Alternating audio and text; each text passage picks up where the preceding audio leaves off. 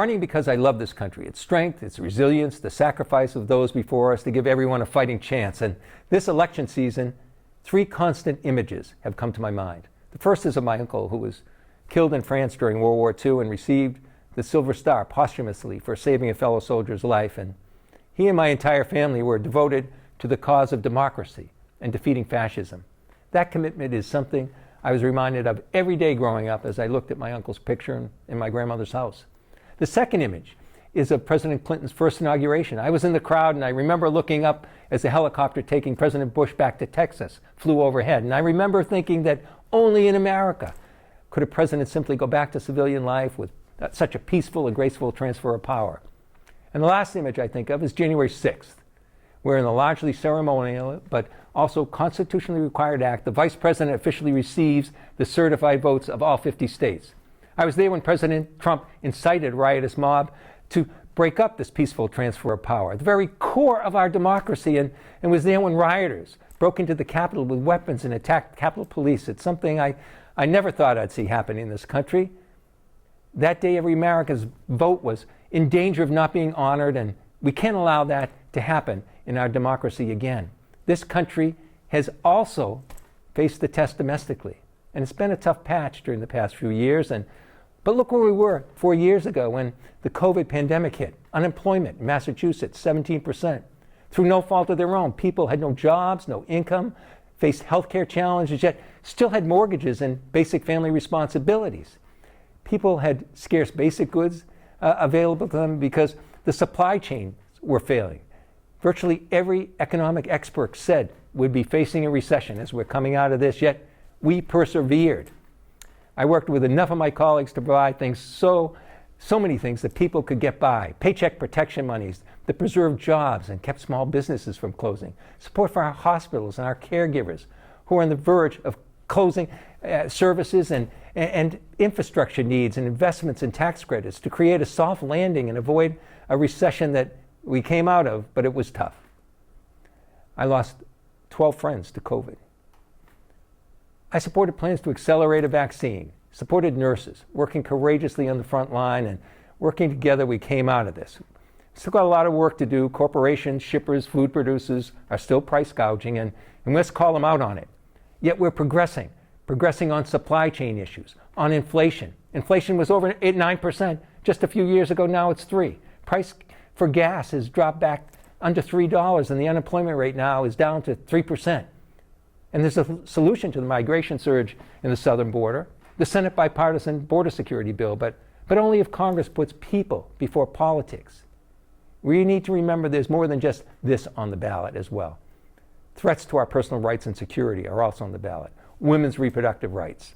Our environment's under attack. 100% of the Republican leadership of the House is still supporting cuts in Social Security, Medicare, and eliminating the Affordable Care Act and its protection for pre-existing conditions, and the repeal of cuts to our prescription drug prices. And the impact to another Republican administration would have on the judicial system would just be devastating for generations to come. The election is too important not to have a voting plan in place, and I encourage every one of you to do so, and I humbly ask for your support on Election Day. Hello, voters. My name is Dan Sullivan, and I'm the Republican nominee for the 9th Congressional District, encompassing the South Shore, South Coast, Cape Cod, and the islands. Some people may think it's a fool's errand to run as anything other than a Democrat in this state. After all, Massachusetts was the only state in the country that voted for George McGovern for president in 1972. Today, the Democrat Party controls 87% of elective state offices, 99% of the state bureaucracy, all 9 congressional seats and both Senate seats, as well as the governor's office. The question is whether one-party rule creates a healthy democracy or a vibrant commonwealth. Does one-party rule allow our voices to be heard and our choices to be honored? Are you and your family better off now than you were 4 years ago? Are you satisfied with the high inflation, interest rates, and living costs? Are you satisfied that home prices have doubled in just the past 3.5 years? Are you satisfied that your children and grandchildren will likely never afford a home, raise a family, or enjoy a retirement unless they're blessed to have a family inheritance or trust fund? Are you satisfied that the United States fought 2 wars in Afghanistan and Iraq for more than 20 years, spending trillions of dollars and killing millions of people, to now funding 2 wars in Ukraine and Gaza with no end in sight? Are you satisfied that we're inching towards World War III? Are you satisfied that 1.2 million immigrants played by the rules and entered Massachusetts legally, while more than 355,000 migrants came here illegally? Are you satisfied that your hometown will likely push a Prop 2.5 tax override to offset the budget overruns resulting from the migration, which is draining our school budgets and straining the local aid to our first responders? Are you satisfied that your taxes will likely increase? Are you satisfied that the largest wind farms in the world are being built off our coast without a maintenance schedule or emergency contingency plan in place? Are you satisfied that Avangrid tried to hide the fact that a wind turbine blade broke apart and polluted our waters and beaches? If you're satisfied with the status quo, or you want more of the same, then your choice is clear. Vote for Bill Keaton. If you're not satisfied that our politics are rabidly divisive, that our politicians are pathologically partisan, that sound bites are more important than sound policy, then you have a choice. I'm not a professional politician. I don't want to be a career politician. I'm a registered nurse. I'm an independent-minded thinker. I'm committed to prudence and good judgment. I advise all my patients, everything in moderation, including moderation. I believe moderation is the key to health and wellness in life, leisure, work, and politics. Today, we have no moderation in our politics or policies. It's win at all costs. It's my way or the highway. It's the ends justify the means. Is that how you want your democracy to work? I don't. Unlike Bill Keaton, who voted for the disastrous Bidenomics, the Biden Build Back Better bust, the fraudulent American Rescue Plan, the failed Inflation Reduction Act, and voted 5 times against securing our borders, voted against proof of U.S. citizenship to vote, even though every European democracy requires a government-issued voter ID to vote, and voted against deporting illegal migrants convicted of murder or rape. I can promise you this: I will never be a rubber stamp for bad policies, bad laws, or bad actors. The question is not whether it's left versus right, act blue versus win red. It's about right from wrong. There's a proverb that says, mighty oak trees grow from acorns. I want to be that acorn of change and progress for you. I'm Nurse Dan Sullivan, and I ask for your vote for U.S. Congress on November 5th. If you want to learn more, go to nursedanforcongress.org. That's nursedanforcongress.org. Thank you, and God bless.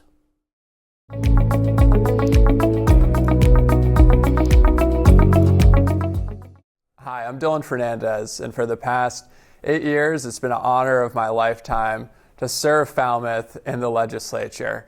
And in that time, we've gotten a lot done, passed 30 bills into law, brought millions of dollars back to the district, passed some really meaningful legislation around housing, around the environment, around supporting public education, around addressing our opioid and heroin epidemic that has really been impactful for families here. The first bill I got passed through the legislature was in response to Donald Trump pulling the country out of the Paris Climate Agreement, this really important international agreement to address one of the biggest issues facing humanity and the biggest issues of our time. And when I joined the legislature, I filed and within 9 months passed legislation signing Massachusetts onto the Paris Climate Agreement, sending a message that a handful of climate deniers in Washington, D.C. do not speak for the people of Falmouth, don't speak for the people of Massachusetts, and passed a whole host of other bills around ocean protection, around fair wages and good benefits in our clean energy industry, around prioritizing veterans who have served our country in our shelter program. And so I'm someone who's always going to be fighting for the working people of this district and fighting for the people of Falmouth. And in this election, there's a lot at stake. There are big differences between me and my Republican opponent. Probably one of the biggest issues is around housing. People in Falmouth are really struggling to be able to afford housing here. And we worked hard to make sure that we got the Affordable Homes Act passed. That's bringing millions of dollars back to this area to support housing programs.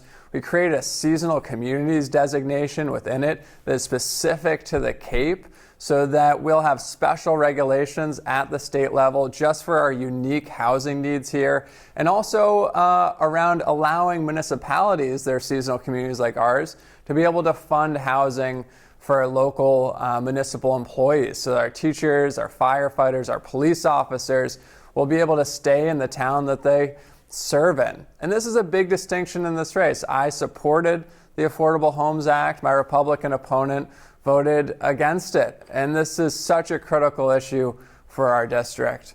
We also, we're a sandbar sticking out into the Atlantic here on Cape Cod. Our environment is so delicate. It's so beautiful. It's the reason we love it here. It's the reason that millions of visitors come here every year and drive our tourism economy. We have to preserve it. We created the Cape and Islands Water Protection Fund in the legislature, biggest water bill in a generation here that puts money towards the issue of water quality, getting nitrogen out of the water, protecting our water resources. And then this is a big issue in the campaign. I supported the climate bill, 2024 climate bill that just passed through the House. My Republican opponent voted against it, and we need someone that's going to be an environmental leader for us. And then the other issue I want to talk about in the final moments here is around women's reproductive freedom. It is something that is being rolled back in other places across this country. I've been a leader in bringing those services here to Falmouth, and I'm the only candidate running who supported the Roe Act to protect women's reproductive freedom. That was legislation that passed at the State House, and I supported it. My Republican opponent voted against it. So I'm Dylan Fernandez. I hope to earn your support and your vote in this election. I'm a local guy. I live here in town. I graduated from Falmouth Public Schools. It's been an honor of a lifetime to serve my hometown, the place I love most in the world, and I hope to earn your vote this November. Thank you.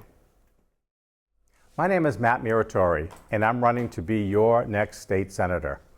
I want to thank Falmouth Community TV for the opportunity to speak with you. It's an honor to be with you. I'm a husband and the proud father of 6 beautiful daughters and 1 granddaughter.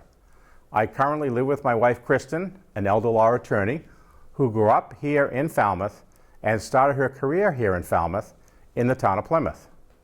There are several reasons why I'm running for state senate, and I'll share those in just a moment. But above all, I'm running because Plymouth County and the Upper Cape are my home, and I care deeply about the future of our community. While I live in Plymouth today, my first job as licensed nursing home administrator was right here in Falmouth on Jones Road. Kristen and I got married in Falmouth at St. Patrick's. We lived in Falmouth, and 4 of our children were born right here in Falmouth Hospital. I care about their future more than anything, and that's why I'm running. There is so much at stake in this election, and there is a clear choice between the 2 candidates. First, I come from the private sector. I built businesses that care for the most vulnerable in our communities, from early childhood education centers to long-term senior care. I've worked for decades to ensure that our kids and our seniors receive the best care possible.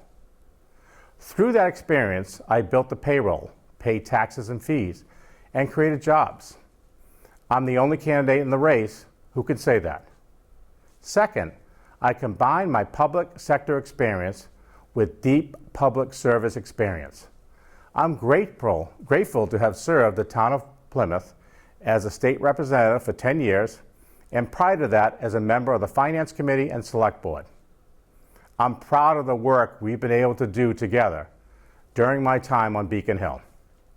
I have just recorded my 2000 vote on behalf of the citizens of my district, and I'm proud to say that each vote I've taken has been in the spirit of bipartisanship and collaboration. We've worked across party lines to increase access to mental health and housing. We fought for our fair share of school funding and funding for our roads and bridges. We've advocated for tax relief to make our Commonwealth more affordable. We've been a voice of reason on the migrant crisis and worked to make sure that our schools, hospitals, and local services can keep up with the enormous costs brought on by the influx of the new migrants. And through it all, we brought a much-needed balance of power to state government. Our state is at its best when there are 2 healthy teams on the political field. While politics in D.C. can seem so divisive and just downright depressing, I believe that right here in our district, we have the opportunity to set an example of a more positive vision. Here in the Plymouth and Barnstable district, we can all work together to tackle the issues of the day. Whether it's combating coastal erosion, rebuilding our Cape bridges, bringing a sensible end to the migrant crisis, or giving families a little bit more cash in their wallets. We are only able to accomplish these big things if we work together. Our campaign will focus on positive vision for the state government. Our campaign is about making your voice heard and making you proud, not repeating national talking points that we're all just sick and tired of. Together, we can choose a more positive future for Falmouth and for the entire district. When you go to vote on or before November 5th, I hope to earn your support. Thank you.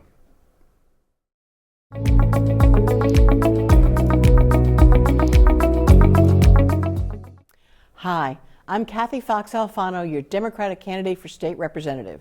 I truly want to represent you, not a slice of the district. First step is to hold regular open office hours in all 3 towns to listen to your concerns and take action. I want transparency. I may not be able to change the way things are run on Beacon Hill on day 1, but I can certainly change my votes and post them and show that you know what I'm doing. I'm not a professional politician. I'm an advocate.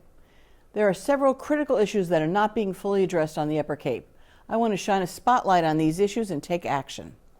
The Cape is uniquely vulnerable to the sea level rise and intensive storms that are threatening to wipe out beaches, roads, and coastal homes. One of my top priorities is to bring expertise and funding needed to protect our beloved shoreline and plan for coastal resiliency. To make this happen, I'm collaborating with the Cape Cod Blue Economy Foundation and the Mass Clean Energy Center to leverage our unique coastal location and marine knowledge base to attract ocean and environmental innovators to the Upper Cape. I will advocate to establish a clean climate tech hub right here. We have all we need, every type of water body, even a tidal canal, plus the Saudi Arabia of wind right off our coastlines. This will bring good jobs to our region and perhaps be the catalyst for solutions to save our Earth. We must begin upgrading our electric grid infrastructure to accommodate clean energy solutions. I will establish a Clean Water Caucus to address the critical issues surrounding our precious waters. I'll collaborate with various pond coalitions and the Barnstable County Clean Water Initiative to increase state funding and grants to study and create effective and efficient solutions to preserve our fresh waters. I will advocate for increased state funding for sewering and all solutions to decrease harmful nitrogen and phosphorus in our waters, saving taxpayers real money. As a realtor and a member of the Bourne Housing Trust, I understand housing needs, and I will pursue every chance to help our residents stay in their homes and to help working families join our community. The Upper Cape needs homes that people can afford, plus year-round housing and single or multifamily homes. This is particularly true for seniors, veterans, and our workforce. Seniors help build the Cape into the place we love. We deserve to have accessible housing now, not waiting on a 10-year list. This isn't going to work.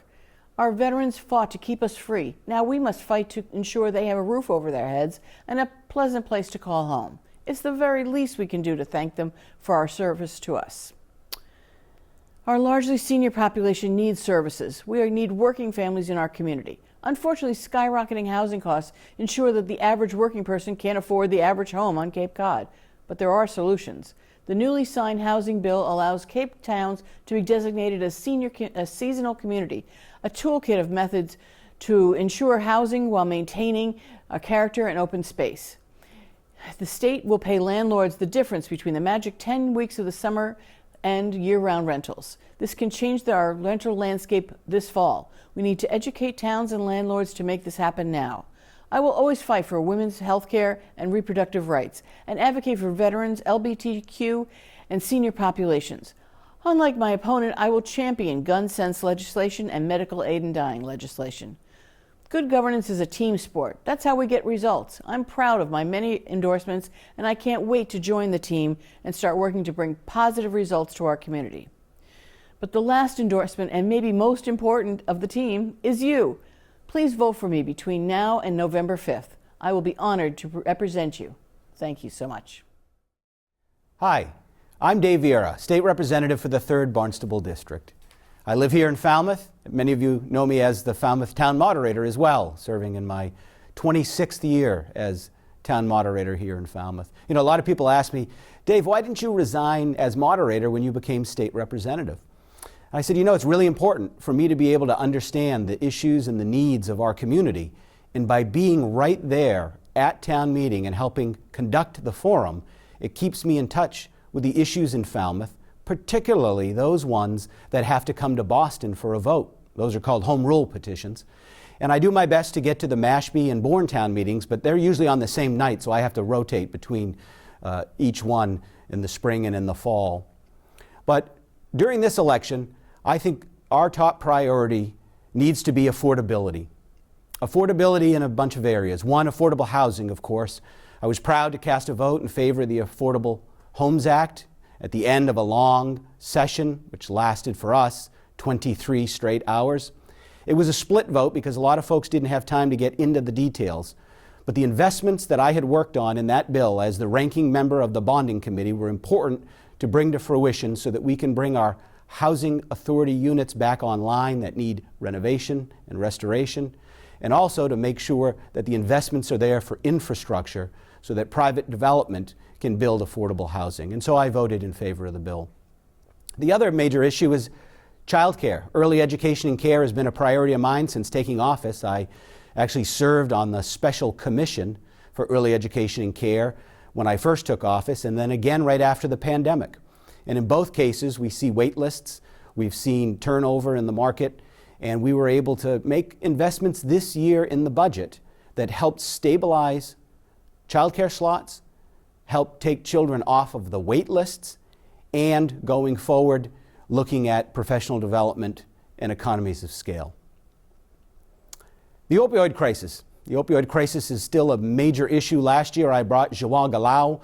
He is the individual medical professional who created the national program for the Republic of Portugal.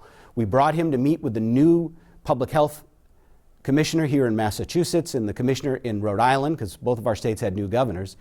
And the Luso-American Development Foundation funded that.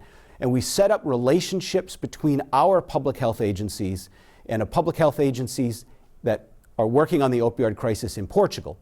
In Portugal, there are 10 million residents, and less than 100 died of an opioid overdose last year. In Massachusetts, we have 6.9 million residents, and we lost 2,225. Clearly, we can learn something from the Portuguese experience. Water quality is another issue that we're working on. Clearly, we're going to do watershed plans so that everyone does not have to worry about putting a Title V upgrade to an alternative system in their backyards, and working on infrastructure grants to our towns to be able to help implement their comprehensive wastewater plans and their watershed management plans.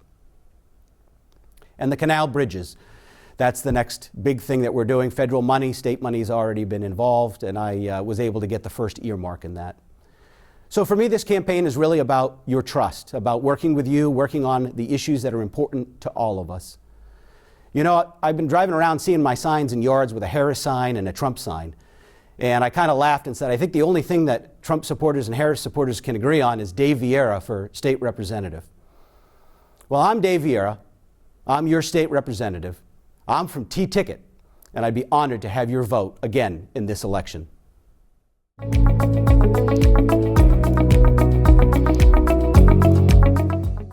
Hi, I'm Mark Forrest, and I want to thank you for electing me to serve as your county commissioner. Over the past 4 years, we've accomplished a lot. And as your commissioner, Barnstable County has made real progress and a real impact here on Cape Cod on a host of critical initiatives.